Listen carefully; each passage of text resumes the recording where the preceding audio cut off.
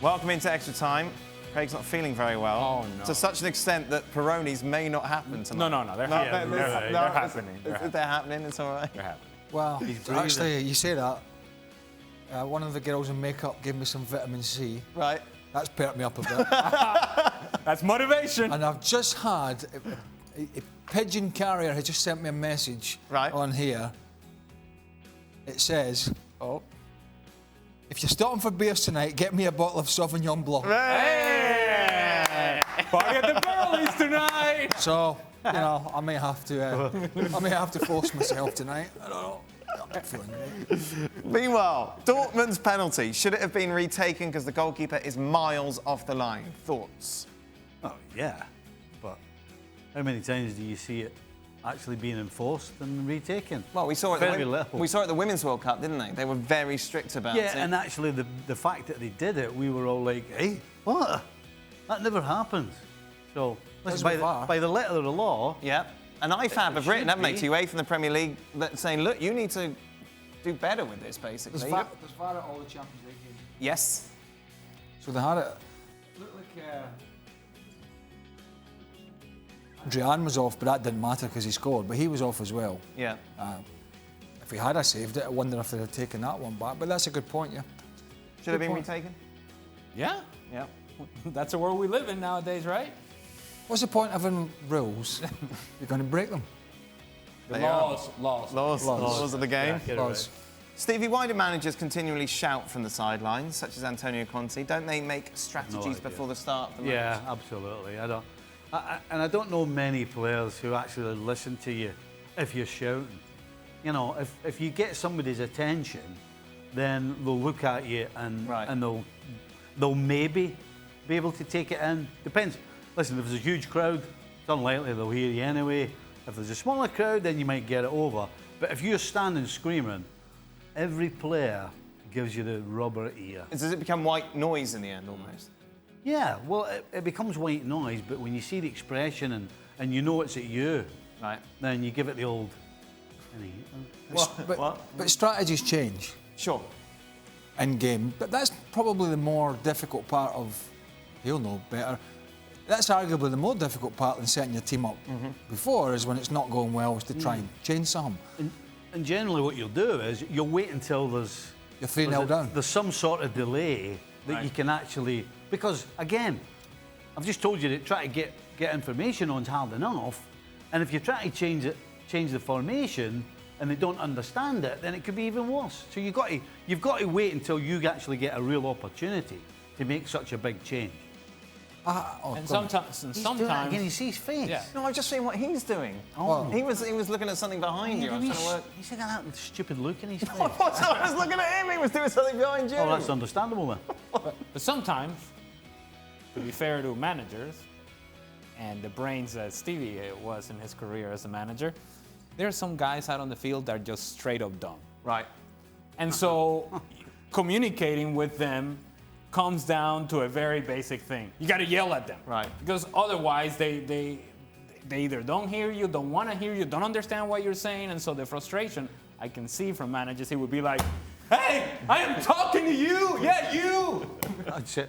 I had it once with Scotland. I had it lots of times with Scotland, but I had it once with Scotland when I was playing wing back. In the early days of my Scotland career, before I moved into my normal position, I was on the old graveyard shift. Now, the wing back on the back three generally has to run the full side. Right. Particularly if your centre-half's tucking in, doesn't want to do any work. So I remember I'm saying before the game, Brownie and Alec Miller said, listen, usual. We don't expect you to run the whole side, be up and back, and be tucking. We don't want that. Just use your head. The game started, it was a qualifier. Get up, get back, get in, get out, get in, get in, get back. And I just went like that. Shut up. Just turned to Alec Miller and went, shut up. It's like, honestly. Yeah, I bet. Paul and I had a player, right? And I used to say to Paul before, I said, right, Paul, I'm going to take this guy one-on-one. I said, I want you to tell me how many times he nods his head. Because if he nods his head, you know he has no idea what you're talking about. So I used to get him, and I'd be like, right, what I want you to do is... And he'd start doing that, right? Did Paul do that? Yeah. And every single... And then now I'm talking to the guy, now I know myself, I know he hasn't a clue what I'm on about. It was unreal. And we used to do it every now and again. We used to just do it for a laugh. Just to perk ourselves up a wee bit. What is the biggest regret you have about your career? And how would you describe the food from Scotland and Venezuela? Wow, that's Wait a minute. Slightly different. wow, dude. Differing. We do not have shepherd's pie. Right, let's start with the biggest regrets, shall we? Ali? Failing to make the World Cup in a couple of occasions where we had a real shot and we blew it. And it hurts. Still does.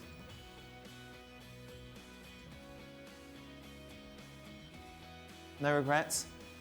I don't think so, because Mistakes. it doesn't. You've had a few, but then again, too Well, few the to mention. problem is, it works two Did it your way. ways. Look at all the good things that happen. So you can't pick and choose. I don't think you can pick and choose. Somebody says what's the best and what's the worst. You can't choose. It's just part of it. Right. So you can't. There's no play or match or something you did.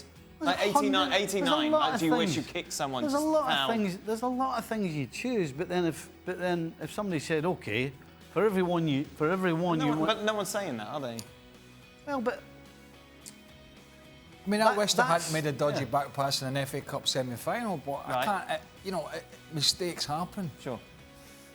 Sent off in the World Cup. Yep. Was it going to change the course of the game against Morocco? We were 2-0 down, we were playing terrible. No, it wasn't. And, it's like people who say to me, oh, you disgrace. Don't be, it's part and parcel. Oh, you disgrace yourself in other ways. Yeah, I had to disgrace myself most days. But, maybe the one regret I've got is making, I'm not going to say it, but I'm making one transfer, moving to a club just too quickly, just made a hasty decision. Right. Going in the wrong place at the wrong time, and maybe I should just, again, it's part and parcel, maybe I should just have held firm where I was at that time, and something else would have been better down the line. Maybe just a bit more patience. see, things always change, and things, when you look back, things that you did that you would recognise as mistakes. See, he's doing it again. Look at him. Well, you do know things I'll give you an will change, example. I'll give you an they'll stay the example. I left Liverpool to go to Notts County, right? And the reason I did it is because I was still going to play, and I was going to be the assistant to Howard Kendall, legendary manager. Yep. And it seemed like a good idea at the time. Look at your face again. Can somebody keep a camera on him, will you? Just don't look at him. Look at me. Anyway, Look at me. It's anyway, angry. You're clear. within 7 weeks, Howard was gone. Right. I took over for the rest of the season, and at the end up, I didn't get the job as a manager, so I was back playing. But I'll tell you what, 4 years later, when I came to the US to be a coach, that time that I had in charge was invaluable. So it's things that you might seem at the time were like the worst decision ever, actually in some instances later on actually benefit you.